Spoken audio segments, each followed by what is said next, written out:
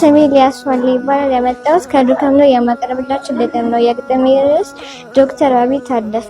ለዶክተር አብይ የተገጠመ የተስፋ ጮራ የህፃናት አባት፣ በእውቀት የታጀበ የርህራሄ ስብዕና ያለክ፣ የብዙ እናቶች እንባ በፈገግታ የለወጥክ፣ የህፃናትን መተንፈሻ በእጅግ የጠገንክ፣ ከጎንደር ተነስተክ በእውቀት ተሞልተህ ለወገን ቆመሃል ፍቅርን አንግሰክ፣ በቀን 25 ህፃናት እየታደክ የኢትዮጵያ እንቁ ነህ በስራክ የደመክ፣ ኤዲት ብለክ ማዕከል ብታቋቁም ለድሆች አባት ነህ ማትሰለች ምንም፣ የብዙዎች ጸሎት ስኬትህ የሆነልክ፣ የህፃናት መተንፈሻ ጤና ይስጥልህ፣ ሺህ ዓመት ኑርልን እስከነ እጆችህ፣ ሺህ ዓመት ኑርልን እስከነ እጆችህ፣ እድሜና ጤና ይስጥልኝ የኛ ታላቁ ዶክተር አብይ ታደሰ ህይወትክ ይታደስ ብዬ መርቄሃለሁ። አመሰግናለሁ። አመሰግናለሁ።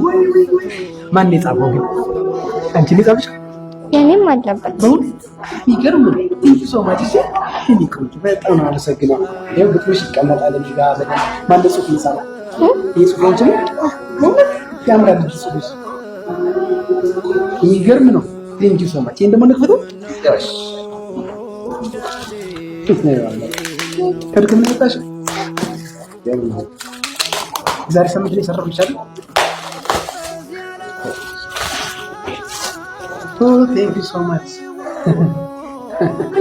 በጣም አመሰግናለሁ። አንቺም ሰው ጎበዝ። ቴንክ ዩ ሶ ማች።